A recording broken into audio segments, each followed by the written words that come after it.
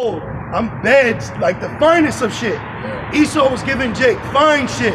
But then, and it was, and fun fact, the high priest that sanctioned for the Hebrew to be translated into Greek, known as the Septuagint, was High Priest Eleazar. That was the high priest at the time that allowed it to happen, and he sent 70 elders, 6 out of each tribe, then 2 extra ones, including himself. And that was under another king. So over time, it just kept, they kept that payment system. And Jake kept getting put at the bottom. They kept getting besieged. There was Jake still in slavery, but the high priest's office was protected because they were in league with the king. Do you know it was the kings of Esau that would put the high priest in office? It wasn't Jake. Esau was controlling our high priest's office. Watch, read it again, and I'm gonna get it right now. In those days went there out of Israel wicked men. Yep, and I'm gonna read this. So when you go into the Josephus, it's called the Antiquities of the Jews, chapter 5. It says, how upon the quarrels of the Jews one against another about the high priesthood. So they were beefing with each other. There shouldn't be a quarrel. There shouldn't be a quarrel. Because when you go back to Numbers, the Lord already sanctified the Levites. So why is there a quarrel? What's going on? Because Esau got in with them, was paying them off, and they started, a gift destroyed the heart. So this is leading up. See, this is in depth about how we became Greeks. Jake's a part of it. Watch. And it says about the high priesthood, Antiochus made an expedition against Jerusalem, took the city, and pillaged the temple and distressed the Jews. Right, and pillaged the temple and distressed the Jews. Going back to the abomination of desolation. Right. And this is into Epiphanies the 4th. Yeah. You know? And this is after him coming back, waging war with Egypt and Ptolemy. And he was fucking them up too. He took Memphis, he took Cyprus, and he had half of Alexandria. And as he was marching on it, then the Edomite Romans came in and shut all that shit down. Yeah, that's where you get the term drawing the line in the sand from. He drew it around him. Populus, what's his name? Populus came up on a horse and drew a line around King Antiochus and said, make your decision before you step out this circle. You're gonna die, you're gonna go home. So he was pissed. So this is him coming back pissed off. You see? Watch. It says, let me see. It says, and distressed the Jews, as also how many of the Jews forsook the law of their country, and how the Samaritans followed the customs of the Greeks and named their temple at Mount Gerizim the temple of Jupiter. That was just the title. Now let's go into the history. All right, I'm gonna just for edification, you want me to read it from the top? It's like 2 paragraphs. It says, about this time, upon the death of Onias or Ananias, it says the high priest, and remember, he was a lover of money, so he wasn't right. He wasn't right. So he had men under him that weren't right either. It says they gave high priesthood to Jesus, his brother, but his name is Jason. And it says, for that his son, which Onias left, was yet but an infant, and in its proper place we will inform the reader of all the circumstances that befell this child. But this Jesus, who was the brother of Onias, was derived of the high priesthood by a king, see? By the king. And it says, there we go. It says, this Jesus, remember this is an Israelite, this Jesus changed his name to Jason, but Onias was called Menelaus. Now as the former high priest, Jesus raised a sedition against Menelaus. And why? Because Menelaus was wicked. So Jason was still trying to be righteous, right? But they're being divided right now. And this is under the King Antiochus' rulership. And mind you, while this is going on, he's still waging war. He's doing his shit. He don't give a fuck about Jerusalem. We're having eternal problems. Just like right now. The house of Saul grew weaker. The house of Saul grew, the house of David grew stronger. Going back to the scripture, wicked man out of Israel. Yeah, exactly. This nigga's wicked. This right here, here's the meat. It says, raised sedition against Menelaus, who was ordained after him. The multitude were divided between them both, and the sons of Tobias took part of Menelaus, but the greater part of the people assisted Jason, And by that means, Meneluth and the sons of Tobias were distressed and retired to Antioch and informed him that they were desirous to leave the laws of their country. So these niggas, Meneluth, and everybody who joined Meneluth, they went to fucking Esau, all right, Antioch Peoples the Fourth, and they wanted to just drop everything about being an Israelite. Yep. You know, Yep. They wanted to make a covenant with the heathen. Yeah. Well, now keep reading now, because this is before he really started messing us up. Read that. I'm sorry. Like I was gonna say, in the Josephus, it's basically like it's like the words between the lines of the scriptures. It's a more of an in-depth look. Right, because the Bible, the Lord, clearly the Lord don't care that you know their name specifically. Just know it was wicked men, you know. But for edification, we're going in depth into it, because a Christian can't go into this. A Christian can't go into the Greek empires and the relationship with the Jews through the Spirit like we can. Well, in order to understand the history, the prophecies, you have to know the history, because it's like a perfect building block that goes right together. You know what proves that? Go look up King Antiochus III. Go look up Battle of Panium. Go look up Ptolemy Philadelphus, and in it you're always going to find the Maccabees, or you're going to find the Jews. You're going to find them with them. So that proves in secular history the Bible is still substantiated, and you got to go into it to learn it. What's the title? This one is The books. this is Josephus, page 322. And also, if I can add, this proves the Apocrypha. You need the Apocrypha. I was about to say, Yeah. that's why they took it out. No, because if you want to know who the Greeks are, you need the Apocrypha. You do. You can't just skip over the Apocrypha. Yeah. Exactly. Shalom, brother. Shalom. It goes into details and gives names Yep. of Alexander. Yep. No, You would have to. Well, if they can break down Daniel's vision or the four beasts, then you would have to show me in the Bible where the Greek Empire is. You would have to. And it says, and retired to King Antiochus and informed him that they were desirous to leave the laws of their country. It says desirous. Yeah. So they were fucking willing to turn their backs on Yahweh Shema Shai. Because they wanted that money still. They want that back. And Jason was causing kind of a problem. He was messing up the church's money because he was in more of a spirit of being righteous. Now, in history, they try to say Jason went to King Antiochus, but we have in the Josephus, no, it was Meneluth.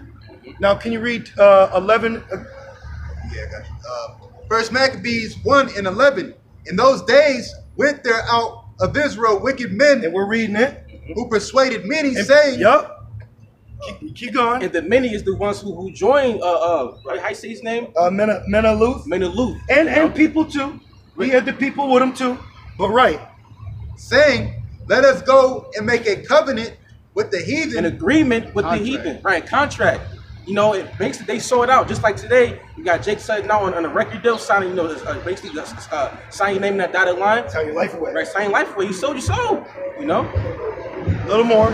Says, let us go and make a covenant with the heathen that are round about us. Yeah. For since we departed from them, we have had much sorrow. Keep going. So this device pleased them well. Then certain of the people were so forward herein that they went to the king, who gave them license to do after the ordinances of the heathen. And we're reading it. And that word license means permission. So that proves that we were under captivity, because it says round about us. You know, so these wicked ass niggas went to Antioch to get permission to drop everything and to be with them. Oh, remember in Ezekiel it says they profane my name among the heathen? Yep. This is why today said we have no king but Caesar. Yep. You see? So this is, keep going please. Hey, this is beautiful. Through the Spirit, I love going in depth in how we became Gentiles. It's my pleasure. Like I said, You know? like you said earlier, we in the book of Acts all over again. Yeah, sorry. You know, because you got Jake calling on Christ, Jesus, you know, whoever, but now you have about Shema Shai. Right. The book of Acts 2.0. Yeah. Little more, and then I'm gonna go back into this. It says, verse 14, whereupon they built a place of exercise at Jerusalem, And what's according that? to the custom of the heathen. Yep. It's like, and what's that? Gymnos, all right, according to the custom of the heathen. All right, because Esau is the, well, actually going to read Yeah, it, it's right? gonna go. Yeah. It's gonna- Read it again, please. It says, whereupon they built a place of exercise at Jerusalem according to the custom of the heathen. Now, two things. One, they went to the king, remember? Two, the king allowed it to take place. And three, now they're back in Jerusalem. So now this wicked root King Antiochus has wicked Israelites in our city doing all his mischief now. This is why he was able to walk right in. What? Now I'm gonna keep. Now hold that. Let me read this. And it says, so this is giving you an in-depth of how we got overthrown. You know, and it says, I'll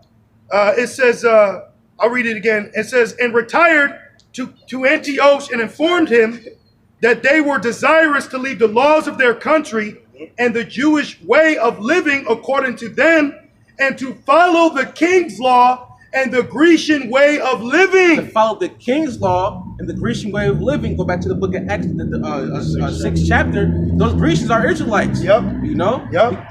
What they say in the Blue Letter Bible said. It said people imitating or following the custom of the Greeks. Yep. Speaking in the Greek language. Yep. You know. And I want to say this too. It's not found in the Josephus, to my understanding, and it's not in the Bible, but in history, they claim that Meneluf, when he went to King Antiochus, he also was telling them that the Israelite people were favoring the Egyptians, who he was just going to war with. So he made the king think, hey, they're a threat. You're gonna have to watch out because they're gonna uprise. So he was talking in his ears, but so he could be protected, but they can jack up his own people. A Judas goat. Yep. Excellent. Yep. And it says, watch this. It says, wherefore they desired his permission to build them a gymnasium at Jerusalem. Read it one more time, Baba Kishar. And it reads, and it says, wherefore they desired his permission to build them a gymnasium at Jerusalem. Build a gymnasium at Jerusalem, and then it said, the permission of who? Antioch IV. All right, can you read Baba Kishar one more time about the gym? Yeah, Khan. First Maccabees 1:14. Whereupon they built a place of exercise at Jerusalem, according to the customs of the heathen. According to the custom of the heathen. All right, because during this time you had Esau. He's a natural born fago. You know, so it's like it's second nature for him to be naked in front of other men. You know, and that's what they were doing in that time of the Greeks, man. You know. Real quick, down in the footnote, it says the word gymnasium properly denotes a place where exercise was performed naked. Performed naked, man. You go to the gym, it's always a naked eating, man, in the locker room, man. That's why you got these fucking bodybuilder, competitions and things that matter. That was around that time too. If I could add, I watched a recent video with Vlad with Lamar Odom, and they was going into Sterling, the coach that got caught saying racist shit about the players. Y'all heard about that? It was a couple years ago. Yeah. But Lamar was going in and like, oh, he always was a weirdo. He used to come into the locker room and tell certain players like, you're handsome. He like, what the fuck that's supposed to mean? Oh, well, guess what? King Antiochus IV, he was known as the Wicked One. They changed the epiphanies, they changed the vowel up, so when you pronounce it in Greek, it meant the Wicked One. So they were calling this, oh look, there's the Wicked One. So he was into all that bathhouse. When you go into his line, he was into bathhouses and all that weird shit too. He was into that. A little more, it says, and when he had given them leave, they also hid the circumcision of their genitals, that even when they were naked, they might appear to be Greeks. Accordingly, they left off all the customs that belonged to their own country and imitated the practices of the other nations. It's called. You can't get around this, man. All right, the Greeks are Israelites. All right, in the New Testament. Come on, man. It's called epispasm. It says circumcision in reverse. Any uncircumcised male who is not circumcised on the flesh of his foreskin shall be cut off from his people. He has broken my covenant, so said the Most High. Right, you breaking the covenant. Go back to the book of Genesis, the 17th chapter. All right, through Abraham. All right. What was more?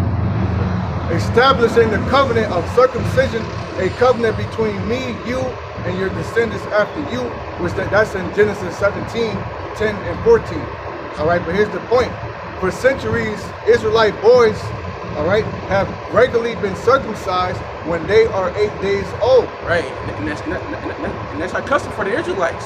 You know, and then it's like, and then you got Jake going to fucking Esau saying, we don't want to do our customs anymore. I want to follow your customs. You know, Not all of them, but one's in them. And I'll say this too, just when we keep, I'm sorry, did you have more, brother? Okay, just real quick, the high priest Meneluth, because he went to King Antiochus, he beat Jason out of being set up as the high priest. So King Antiochus put Meneluth as the high priest, or basically the ruler over Jerusalem at that time. So he set up a wicked man in Jerusalem. So he gave him the authority. So that's why when he came in, the doors open, he already had men inside. You see, so Jake was wicked. Jake partook in the Hellenization of ourselves. A house nigga. Same thing. Same thing. An unusual challenge to circumcision developed, however, in the Hellenistic period.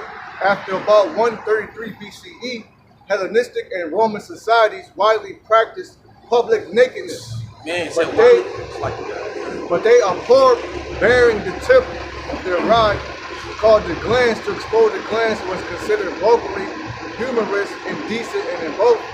It says this combination of attitudes could be and often was devastating for circumcised Jews. Enjoying oneself in a Greek gymnasium or a Roman bath where nudity was the regular was a popular and stylish pastime. Oh man, it said nudity was a regular and fucking popular, man, stylish. All right, that means that we're Rome all over again. All right, Rome 2.0, man. All right, the same thing that was going on back during the time of the Greeks and the Romans going on here today, man. And who's notorious for those nudist resorts, nude beaches, walking around all, you know. Yeah. Come on, man. Was it more than that? Ooh. Now I was gonna say, but why though? Because we're not supposed to look at another man's nakedness. So Esau, knowing that, he makes it popular. Right. You know? And then he says, you're circumcised. Then our people go and practice reverse circumcision. Yeah. Man, that's fucking wicked, Yeah. man. That was Jake. There's a little more. You can read a little bit more on that, and then I got a precept after. Read a little bit more into that. Yeah, it's dope. When you go into the history of it, it's very edifying. Yeah. You know, it's very edifying. It connects. Yeah, it connects because I was reading this chapter, and I had to go to Google. I had to go into Josephus. I had to link the battles up. You got to go into times, and it goes hand in hand. It goes hand in hand. Watch, keep reading. It says, verse 15, and made themselves uncircumcised and forsook the holy covenant. Yeah, and now at this time, one would say, well, what happened to Jason? He got exiled. They kicked him out of Jerusalem.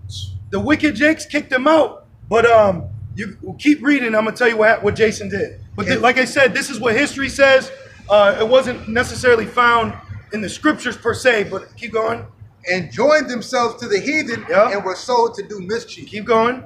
It says, now when the kingdom was established before Antiochus, he thought to reign over Egypt. Right, but in history, it does say that the Ptolemy at that time, he declared war on King Antiochus, but the Bible tells us different.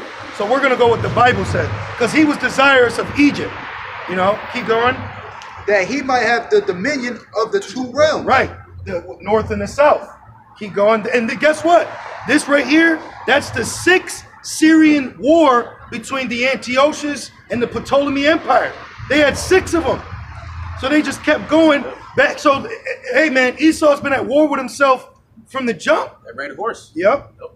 It says, wherefore he entered into Egypt with a great multitude, with chariots and elephants and horsemen. Which I believe that's 170 BC. He entered into there to go to war. Watch, keep going.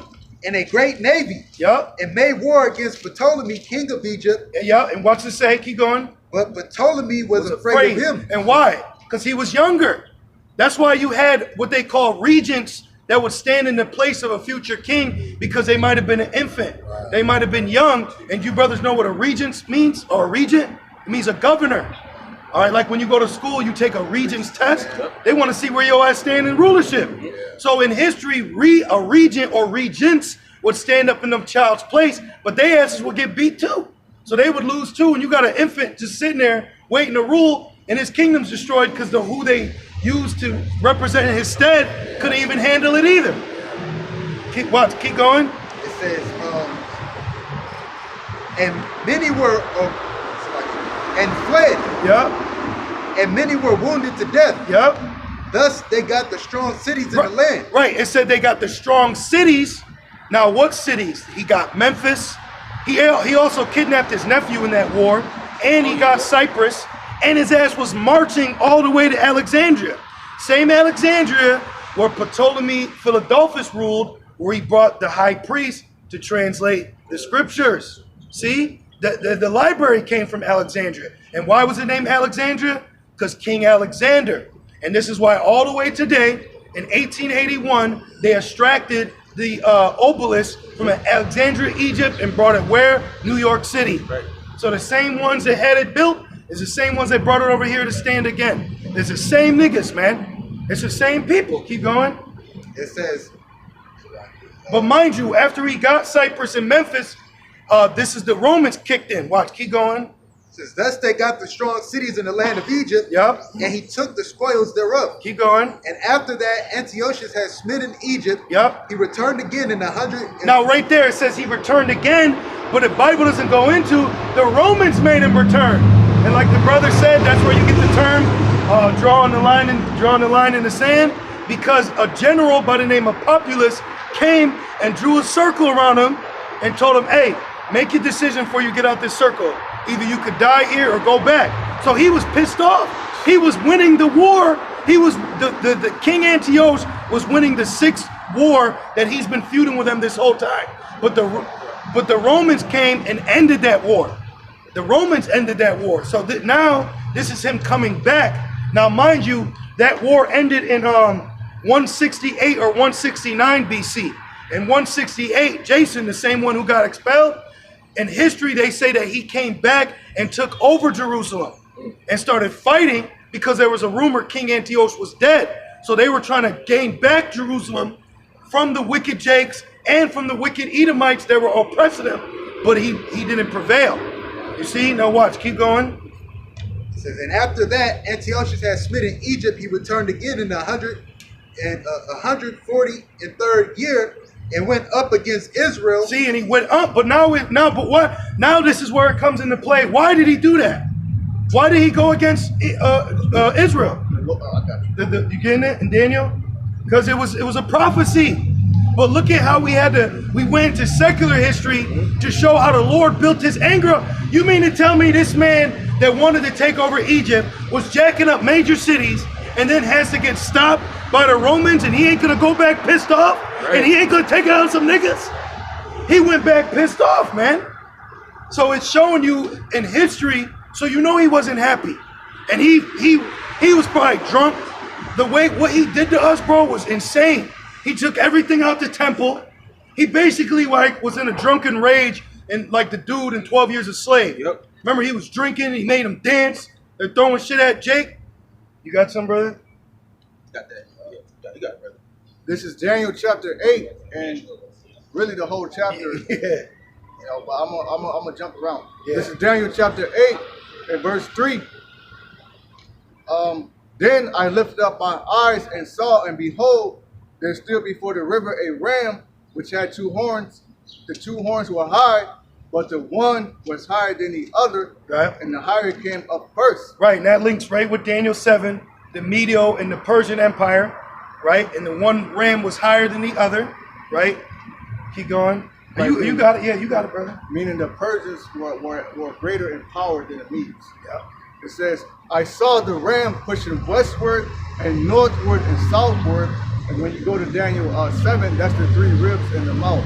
Lydia, Babylon, and Egypt. Yep, Lydia, Babylon, and Egypt. Huh? Cyrus the Great. What's that? That's going into Cyrus the Yeah. Great. Yeah, the Medes and the Persians. Right. Xerxes from the movie 300. Right. Darius. Right. It says, so that no beast might stand before him. And of course, we know beast is a kingdom. Yep.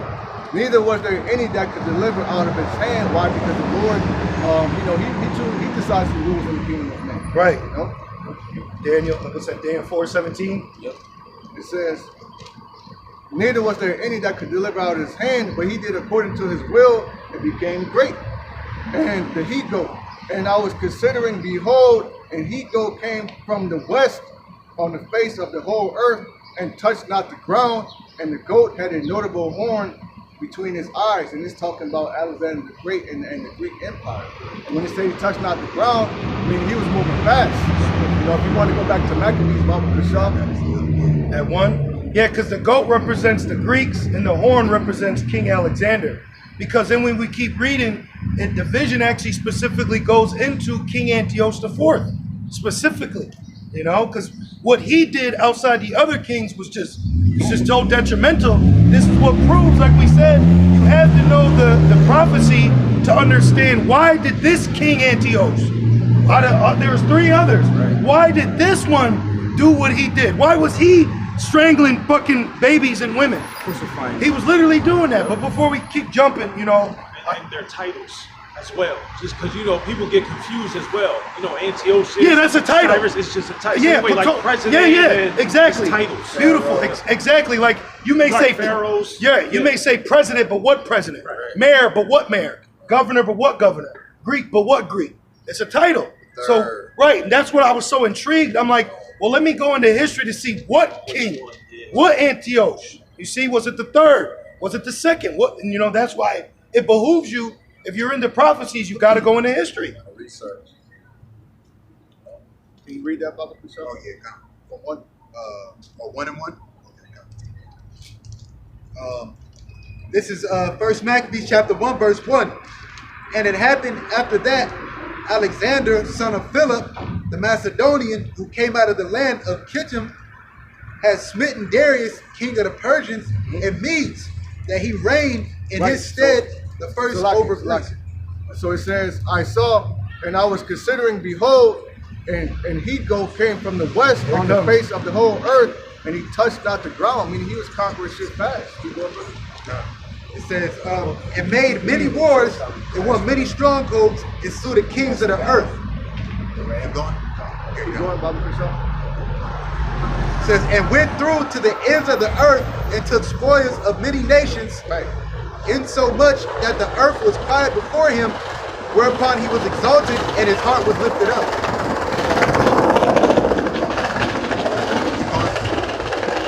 It says, and after these things he fell sick, and perceived that he should die. Wherefore he called his servants, such as were honorable, and had been brought up with him from his youth, and parted his kingdom among them while he was yet alive. Right. Read that again, because there's a lot of meat in here. Yeah. Read all that. From the top. No. Read that last verse. Okay. With the things. Wherefore he called his servants, Yep. such as were honorable, See? and had been brought up with him from his youth. Right, and there was a lot of honorable men that rose up, but the main 4 that the prophecy speaks about is really what we dive into. But there was a lot of generals, there was a lot of, solutions, there was a lot of them, but there was 4 major ones that were the conquerors, the 4 heads, the Wada. So when you go into the history, you're not just going to see Ptolemy, Antiochus, Cassander, and Lysimachus. You're gonna see other ones, but in history you can see these 4 stand out the most, which is also in Daniel 7, the 4 wings. And parted his kingdom among them while he was yet alive. Yep. So Alexander reigned 12 years and then died. So he did all of this great works in 12 years. So I'm gonna read it again. Yep. This is Daniel 8 and verse 5. And I was considering, behold, and Heathen came from the west on the face of the whole earth, which is Macedonia, Greece, and touched not the ground, meaning he was conquering shit fast. He conquered the whole, you gotta understand, the Medo-Persians had 120 provinces. He did that in 12 years. That's a very great, that's why he's called Alexander the Great. That was not something to, you know what I mean?